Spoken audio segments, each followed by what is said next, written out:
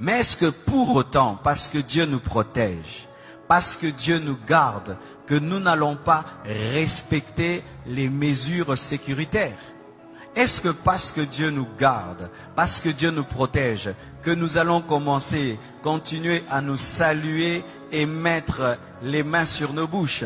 Est-ce que parce que Dieu nous protège, que quelqu'un va tousser à côté de moi et je vais lui dire tousse encore? Est-ce que parce que Dieu nous protège, que quelqu'un sera enrhumé à côté de moi et plein de fièvre, que je veux lui dire ça ne fait rien? Non. L'équilibre. Je n'ai pas peur de la mort. Je n'ai pas peur de la maladie, mais je ne dois pas tenter Dieu. La Bible dit que vous boirez des breuvages mortels et vous ne mourrez point. Mais est-ce que pour autant tu vas prendre le poison? Si par mes gardes on t'empoisonne, Dieu te protège. Mais si tu sais que le plat est empoisonné, tu ne le prends pas. C'est pourquoi nous devons, malgré que nous sommes des chrétiens, respecter les mesures sécuritaires. On ne se salue plus avec les mains. Amen. Nous devons, malgré que nous sommes des chrétiens et que nous n'avons pas peur, nous ne devons pas tenter Dieu. Amen. Nous devons. Alors nous ne devons pas nous moquer de ces églises. Nous entendons en Europe, elles ont fermé. Ah, le pasteur n'a pas la foi. Le pasteur n'a pas la foi. Le pasteur n'a pas la foi. En Europe, il y a des gens qui ont été contaminés à l'église. Il y a des prédicateurs qui ont été contaminés. Il y a des familles de pasteurs qui ont été contaminées. Ce n'est pas parce que tu es chrétien que tu es fou. Amen. Ce n'est pas parce que tu es chrétien que tu sais qu'à l'école, il y a des enfants malades. Toi aussi, tu envoies tes enfants.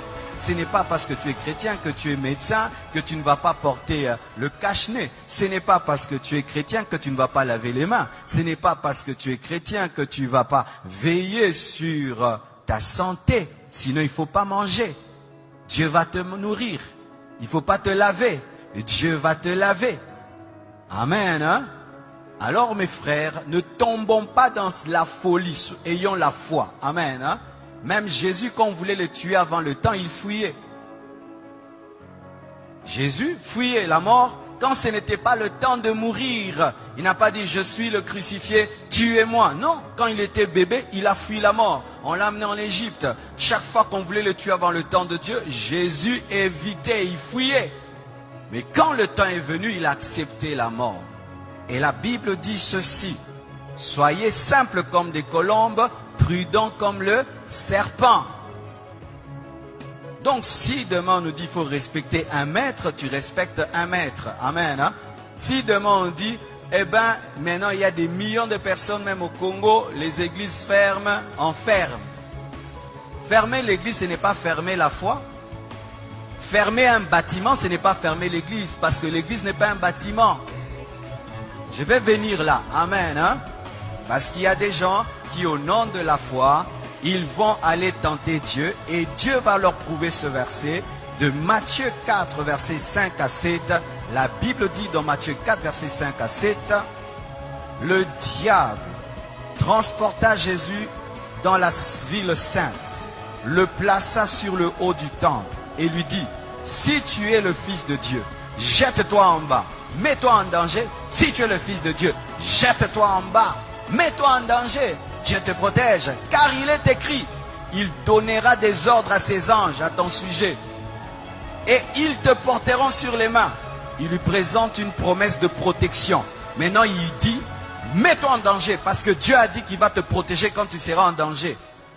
De peur que ton pied ne heurte contre une pierre. Jésus lui a dit quoi? Tu as raison, je vais te prouver que je suis Fils de Dieu. Je vais me jeter et les anges vont venir. Il a fait ça. Il a dit quoi? Tu ne tenteras pas le Seigneur ton Dieu. C'est dire quoi? Tu n'obligeras pas Dieu à agir. On n'oblige pas Dieu à agir même s'il a promis. Dieu, tu as dit que 1000 tombent à ma droite, 1000 à ma gauche. Tu vois 50 personnes en train de tousser là-bas, à d'éternuer. Tu viens là-bas, robo-bo-bo-bo. Vous avez Covid-40. Amen. Parce que même j'ai écrit sur Internet, vous savez, la conférence qui était prévue à Montréal a été annulée. Ils m'ont appelé, ils m'ont dit c'est annulé parce que la loi là-bas a interdit pour la sécurité du peuple. Et les gens disent, oh, si vous étiez des hommes de Dieu, il fallait que vous puissiez, il fallait quand même tenir cette action-là. Même si tu la tiens. Mais les gens ne vont pas venir. Et même s'ils viennent, ici ils viennent, et alors tu vas mettre en danger la vie des gens pour prouver que toi tu as la foi. Prends tes propres enfants, fais-leur ça. Moi je ne suis pas un fou, je suis un homme de foi. Il y a une différence entre folie et foi. Amen. Hein? Alors mes frères et sœurs, Jésus ne s'est pas jeté parce que Dieu a dit qu'il allait le protéger. Mais si on le poussait, Dieu allait le protéger. Mais là on ne l'a pas poussé.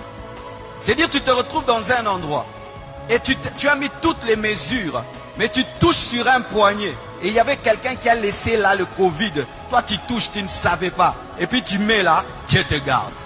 Mais si Dieu te dit attention, le poignet est sale, prends vraiment l'alcool, lave.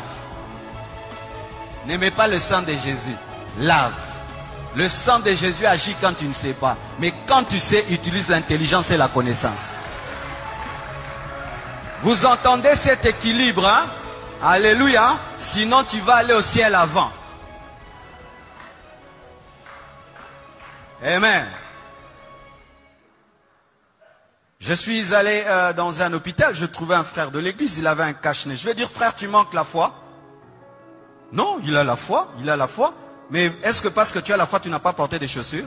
Pourquoi vous portez les chaussures? Pas seulement parce que c'est beau, pour ne pas marcher sur le feu, ne pas marcher sur la saleté, ne pas marcher sur des épines, ne pas marcher sur des pierres qui font mal. Mais comme tu es chrétien, marche pieds nus, parce que Dieu va te protéger, tu ne vas pas te blesser. Tu as le zèle de l'évangile. Tu as les chaussures, le zèle de l'évangile. Amen. Hein? Donc, vous ne devez pas tomber dans une fausse foi qui est en soi tenter Dieu. Amen.